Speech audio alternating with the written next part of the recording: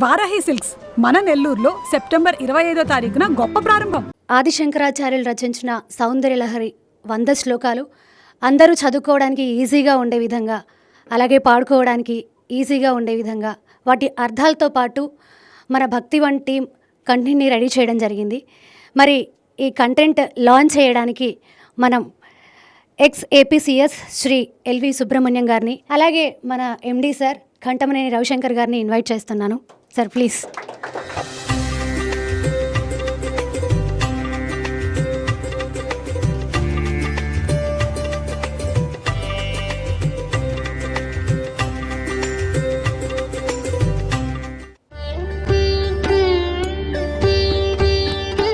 సౌందర్యలహరి మా భక్తివన్ చేస్తున్న ఈ ప్రయత్నం ద్వారా మీరు శక్తి సాగరంలో తొంగి చూస్తున్నారు.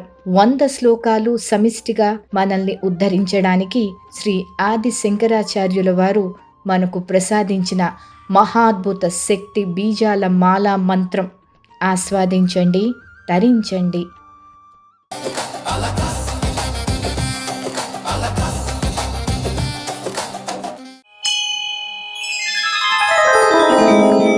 शिवशक्त्या युक्तो यदि भवति शक्तः प्रभवितुं न चेदेवं देवो न खलु कुशलः स्पन्दितुमपि अतस्त्वामाराध्यां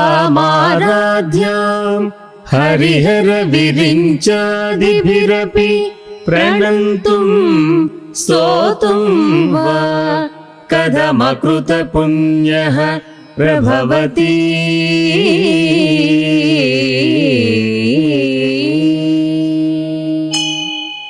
అమ్మా ఓ పరమేశ్వరి, సర్వమంగళకారకుడైన పరమేశ్వరుడు కూడా జగన్నిర్మాణ శక్తివైన నీతో కూడితేనే కాని ఈ జగత్తులను నిర్మించలేడు. నీతో కలవకపోయినట్లయితే శివుడు కదలటానికి కూడా శక్తి లేనివాడవుతాడు. కాబట్టి త్రిమూర్తుల చేత కూడా పూజింపబడే నీకు నమస్కరించాలన్నా, నిన్ను పూజించాలన్నా, నిన్ను స్తుతించాలన్నా, కనీసం నీ పేరు తలచాలన్నా కూడా గత జన్మలలో పుణ్యం చెయ్యనివాడు సమర్థుడు కాడు. అంటే పూర్వజన్మ సుకృతం లేనిదే నిన్ను అర్చించటం కానీ పూజించడం కానీ కుదరదు.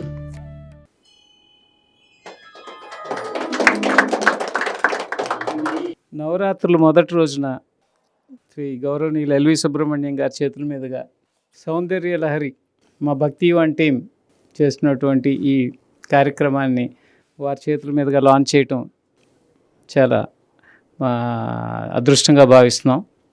దీనికి ది మోస్ట్ సూటబుల్ పర్సన్గా నేను భావిస్తాను. ఆదిశంకరాచార్యులు వారు రచించినటువంటి ఈ స్తోత్రాలని ప్రపంచవ్యాప్తంగా ఉన్న హిందూ జనులందరికీ తీసుకువెళ్ళడానికి సరళీకృతంగా దాని తాత్పర్యంతో సహా చెప్పేటువంటి ఈ ప్రయత్నం వినూత్నమైన ప్రయత్నంగా భావిస్తూ ఇది అందరూ ఆదరిస్తారని చెప్పి ఆశిస్తూ ఎల్వి సుబ్రహ్మణ్యం గారిని దీని గురించి కొంచెం మాట్లాడవలసిందిగా కోరుచున్నాను. Thank you. పెద్దలు రవిశంకర్ గారు, అలాగే సౌందర్య లహరిని అందరికీ సుపరిచితం చేయడానికి ప్రయత్నం చేస్తున్న ఆ బృందానికి నా ప్రత్యేక అభినందనలు, కృతజ్ఞతలు కూడా. ఆదిశంకరుడు భారతదేశంలో పరమ పూజ్యమైన ఒక మహామనిషి. అనేక మంది ఆదిశంకరుడు శివుని అవతారంగా కూడా భావిస్తారు. మనం ఆయన్ని ఒక గురువుగా భావించి జగద్గురువుగా ఇవాళ దేశవ్యాప్తంగా ఆయనకి ఆరాధన చేస్తున్నాం. ఎందుకు చేస్తున్నాము అంటే ఉత్కృష్టమైన విషయాలన్నీ కూడా మానవాళికి అందించడానికి అతి పిన్న వయస్సులోనే ఆయన పూనుకుని అందరికీ కూడా అందించడానికి గొప్ప ప్రయత్నం చేశారు. కొంతమంది ఆదిశంకరుణ్ణి ఒక మహాకవిగా కూడా చూస్తారు. ఆయన వాడిన అలంకారాలు కానీ, ఆయన ప్రవేశపెట్టిన కొన్ని ప్రత్యేకమైన ముద్రలు ఇవాళ వారి సాహిత్యంలో, స్తోత్రాల్లో చాలా చాలా విషయాల గురించి అనేక మంది పండితులు అనేక గ్రంథాలు రాశారు. ప్రత్యేకంగా ఇవాళ మనం సౌందర్య లహరి గురించి మాట్లాడినప్పుడు మనందరం కూడా జీవిస్తున్న ఈ సృష్టి అసలు ఎలా నిర్మితమైనది, ఎక్కడి నుంచి ఆరంభమైనది, అందులో అమ్మవారిని మనం ఏ విధంగా పరిశీలన చేయాలి, అమ్మవారి యొక్క నిజస్వరూపాన్ని ఎలా తెలుసుకోవాలి అన్నది మనకి చాలా అద్భుతంగా అనేక శ్లోకాల్లో స్వామివారు మన కోసం రాశారు. మొదటి ఒక్క శ్లోకం చాలు ప్రపంచ దేశాలందరికీ కూడా భారతీయ సంస్కృతి అంటే ఏమిటో చెప్పడానికి. మన విధానంలో ఇవాళ సనాతన ధర్మంలో మనం నమ్మేది ఏమిటంటే అమ్మ లేకపోతే స్వామివారు కూడా స్థానువుగా మిగిలిపోయి ఉండేవాడు అని మనం చెప్పుకుంటున్నాం. ఇది చదివిన తర్వాత కూడా ఎవరైనా వచ్చి భారతదేశంలో స్త్రీకి గౌరవం లేదండి, ప్రపంచ దేశాలను చూసిన తర్వాతనే ఈ దేశం నేర్చుకుందండి అని మాట్లాడుతున్నారంటే ఇంకా ఆ మూర్ఖత్వాన్ని మనం ఎవరం కూడా జయించలేం. మన సనాతన ధర్మంలో అమ్మవారి యొక్క మనుగడ వల్ల స్వామివారు చైతన్య స్వరూపుడయ్యాడు, ఆ తర్వాతే సృష్టి ఆరంభమైంది అని ఆ శ్లోకంతో స్వామివారు మొదలెట్టారు సౌందర్య లహరి. ఈ 100 శ్లోకాల్లో విశేషాలు ఎన్ని ఉన్నాయో మన కొన్నిసార్లు ప్రవచనకారుల యొక్క ప్రవచనాలను వింటున్నప్పుడు మైమరిచిపోతాం. అంత గొప్ప పారాయణ గ్రంథంగా కూడా చెప్తున్నారు ఇవాళ సౌందర్య లహరి.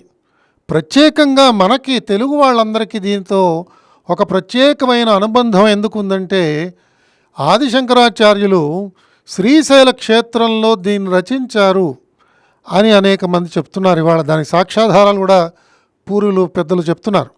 కాబట్టి మనదైన క్షేత్రం ప్రతిరోజు మనందరం కూడా సంకల్పం చెప్పుకున్నప్పుడు శ్రీశైల క్షేత్రంతో మనందరం కూడా జ్ఞాపకం చేసుకుంటాం మనం ఎక్కడున్నామో. శ్రీశైలస్య వాయు ప్రదేశే శ్రీశైలస్య ఈశాన్య ప్రదేశే అని ప్రతి ఒక్కరం కూడా మనం ఎక్కడ లొకేట్ అయి ఉన్నామో దాంతో పెట్టుకుంటాం. అంటే అప్పటి నుంచే మనకి జిఐఎస్ సిస్టమ్ తీసుకొచ్చారు మన పెద్దలు. కాబట్టి ఇవన్నీ కూడా విశేషణాలు యువతరానికి నేర్పించడానికి భక్తివన్ ఛానల్ ద్వారా మీరు చేస్తున్న కృషికి ప్రత్యేకమైన నా అభినందనలు. యువతరానికి ప్రత్యేకంగా తెలియాలి, పెద్దవాళ్ళందరికీ కూడా ఈ శ్లోకాలు తెలియాలి. శ్లోకాలు వింటేనే చాలు మనందరికీ ఎంతో పుణ్యం లభిస్తుందని చెప్తున్నారు. ఇంకా శ్లోకాల యొక్క తాత్పర్యాన్ని కూడా మీరు ఎంతో సరళంగా చక్కగా అర్థమయ్యే రీతిలో తెలుగు భాషలో నేర్పించి మీకున్న వ్యూవర్స్ అందరినీ కూడా మీరు ప్రత్యేకంగా శరన్నవరాత్రోత్సవాల ఆరంభంలో ఈ అమ్మవారి యొక్క కీర్తిని మనం కొనియాడుతూ ప్రారంభించుకోవడం నాకు కూడా చాలా చాలా నా అదృష్టంగా నేను భావిస్తూ నాకు ఈ అవకాశం ఇచ్చిన మీ అందరికీ ప్రత్యేకంగా ఎండి గారికి నా కృతజ్ఞతల్ని మరొక్కసారి ఆవిష్కరించుకుంటూ సెలవు తీసుకుంటున్నాను. స్వస్తి. శ్రీమాత్రే నమః. ఈ అవకాశం ఇచ్చిన మా ఎండి గారికి, మా సిఇఓ గారికి, ఎస్పెషల్లీ సాక్షాత్తు స్కందగిరి టెంపుల్ చైర్మన్,